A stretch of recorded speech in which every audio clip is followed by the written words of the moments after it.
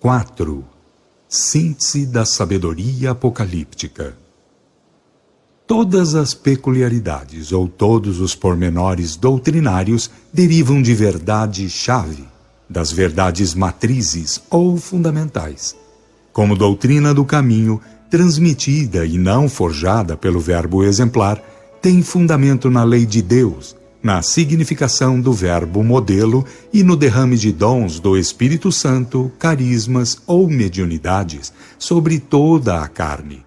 Eis que o Apocalipse contém esta chave informativa. 1. Do nascimento do verbo exemplar ou modelo em diante, afirmar que fora da lei de Deus, de sua divina exemplificação e do cultivo nobre de dons mediúnicos, tudo resultará em trevas, pranto e ranger dos dentes, nos abismos da subcrosta e nos umbrais, e na carne, nas encarnações expiatórias. 2. Por ter a doutrina do caminho ficado no mundo, através da tarefa messiânica do verbo exemplar, edificada sobre o mediunismo generalizado a partir do glorioso Pentecostes, e cumprindo a revelação, dar testemunhos da lei de Deus e da significação do verbo modelo, o Apocalipse adverte contra a corrupção que viria dos homens, através da cidade dos 7 montes, que é Roma. 2 dragões, 2 bestas e um falso profeta, isto é, o Império Romano e o Imperador, a Igreja Romana e o Papado, e mais tarde, dele surgindo, o falso profeta, o protestantismo, que de Bíblia nas mãos, blasfema contra os dons do Espírito Santo, chamando a comunicabilidade dos anjos ou espíritos mensageiros de coisas do diabo. 3. Depois de a corrupção ter surgido com a besta ou Igreja Romana mandando a ferro e a fogo, usando todas as marcas de inquisições, o Apocalipse assinala o domínio da ignorância, da brutalidade, do materialismo, pois uma vez eliminada a revelação que adverte, ilustra e consola, tudo chafurda em males terríveis. Toda a corrupção da doutrina do caminho começou com o primeiro edito de Constantino Cloro I, o pai, em 313. 4. Como o Apocalipse está infelizmente com os capítulos invertidos 3 vezes, há dificuldades em sua leitura. A ordem correta é capítulos 10, 11, 12, 19, 14, 21 e 22. Entretanto, aquela mulher que está citada no capítulo 12 é a verdade doutrinária, sendo seu filho o Cristo restaurador, o Elias anunciado, começando o trabalho restaurador que demandaria 5 encarnações, todas registradas no Apocalipse. E a restauração tem síntese nos fundamentos da doutrina do caminho, que são a lei a ser vivida, o verbo exemplar a ser imitado e os dons mediúnicos divinamente cultivados. 5. Ponto ou tempo muito saliente está citado no capítulo 14, com o Evangelho Eterno a ser entregue, com explicação da significação da lei moral, do verbo modelar e modelador, e a exposição dos textos bíblicos sobre os dons do Espírito Santo. Cântico de Moisés é a lei de Deus, e Cântico do Cordeiro é a modelagem exemplar, em espírito e matéria, do verbo que representa a ressurreição de tudo na unidade divina, em espírito e verdade. Porque tudo deriva do um essencial e a ele retorna como finalidade sagrada a ser atingida. As 2 testemunhas fiéis e verdadeiras estão representadas na lei de Deus e no Cristo modelo, são a síntese total, e todos a reconhecerão.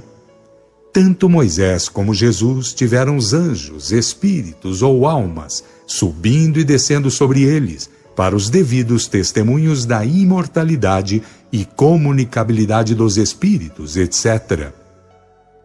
6.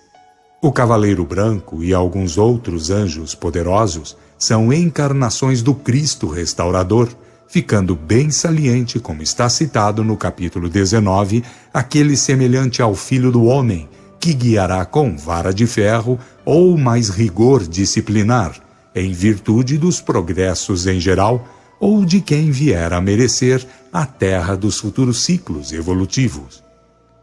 7. Como chave dos acontecimentos abaladores, para haver a grande renovação, incluem-se os missionários das ciências, como ponto saliente, o dilúvio ou guerra atômica, obrigando a um começo bastante renovado, com a lei, o verbo modelo e o cultivo nobre dos dons mediúnicos, na base de todo o comportamento. Porém, com as terríveis lembranças do mais terrível cataclismo sofrido pela humanidade desde todos os tempos. Para o que sobrar da humanidade, como berço das gerações por vindouras, 3 fatores doutrinários fundamentais permanecerão. A doutrina do caminho restaurada, com a lei, o verbo modelo e os dons mediúnicos nobremente cultivados, tudo fora de cleresias, simulações, engodos, pois todos virão a entender que a justiça divina paira acima de malícias religiosistas ou hipocritismos quaisquer. B. O governo planetário daquele semelhante ao Filho do Homem, com a justiça divina ou vara de ferro agindo com maior rigor, e também para assinalar que nos altos planos direcionais também funciona a lei de progresso, com os altos diretores penetrando cada vez mais na unidade divina, até virem a ser Deus em Deus, ou Espírito e Verdade, pois tudo que deriva do cadinho divino, a ele retornará como parte integrante do cadinho divino. Ninguém será eternamente filho de Deus, pois tudo voltará a ser Deus em Deus. C. Como a verdade é uma só, o programa divino é um só, e portanto, depois dos terríveis abalos restauradores, todos virão a entender os ensinos, as advertências do capítulo 22, com aqueles fora daqui. Porque haverá um grande primeiro expurgo, ou separação entre cabritos e ovelhas, porém através dos ciclos e das eras haverá outros fora daqui. E quem for merecendo a terra dos tempos finais, ou da integração do planeta e da humanidade na divina essência onipresente, onisciente e onipotente, entenderá que a Jerusalém celestial é a reintegração na divindade, pelo desabrochamento das latentes virtudes divinas, porque o reino de Deus não virá de fora, como o verbo exemplar falou e exemplificou, como lhe cumpria fazer, por ser verbo exemplar, alfa e ômega, ou modelo de tudo que tem origem em Deus e a Deus deve retornar.